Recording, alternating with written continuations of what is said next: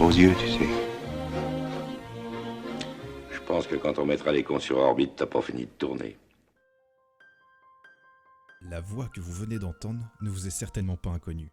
Il s'agit de cette figure emblématique du cinéma français, Jean Gabin. Mais saviez-vous que l'acteur a vécu ici, dans notre vallée de l'Oise ?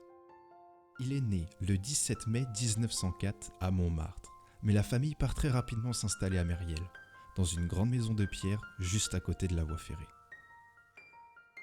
C'est donc à Mériel, alors petit bourg rural des bords de l'Oise, que Jean Gabin passe son enfance et son adolescence. C'est ici que se forme sa personnalité et qu'il prend goût aux choses de la nature, une passion qui ne le quittera jamais. Certaines de ses aventures vécues dans sa jeunesse, dans la tranquillité du village, vont véritablement compter dans le développement de son caractère de comédien, qui a fait une partie de sa réputation dans le cinéma. Il va découvrir le goût de la liberté sur ces terres de campagne où tout lui paraît possible. La fenêtre de sa chambre donnait sur la gare et lui permettait de regarder passer les trains.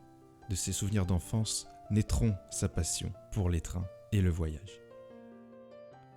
Mais un jour, Jean doit dire adieu à Mériel. Son père, las de le voir exercer de petits métiers d'ouvrier, le pousse sur les planches des Folies Bergères, ce qui fera dire à Jean plus tard « Je suis entré dans le métier à grands coups de pompe dans le train ».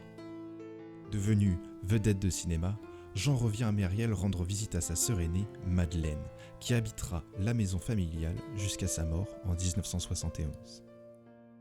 Il y vient aussi voir quelques vieux copains, comme le champion cycliste André Leduc, qui tient le café du village. Après pas moins de 95 films, et pouvez-vous imaginer, plus de 161 millions de téléspectateurs venus le voir dans les salles obscures, et pour ne citer que quelques films, Rue des Prairies tourné en partie à la plage de l'Isle-Adam, La Belle Équipe, La Grande Illusion, Le Quai des Brumes ou bien encore La Bête Humaine. En 1987, paraît la biographie écrite par André Brunelin, Gabin. Les confidences de l'acteur faites à son biographe révèlent à quel point Mériel est resté profondément ancré dans sa mémoire et influencé sa personnalité.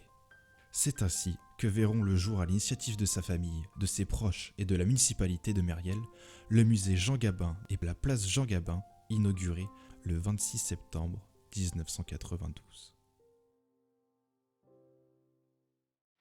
Écoute, ma bonne Suzanne, t'es une épouse modèle. Oh. Mais si t'as que des qualités, et physiquement t'es restée comme je pouvais l'espérer, c'est le bonheur rangé dans une armoire. Et tu vois, même si c'était à refaire, eh ben je crois que je t'épouserais de nouveau. Mais tu m'emmerdes. Albert. Tu m'emmerdes gentiment, affectueusement, avec amour, mais tu m'emmerdes.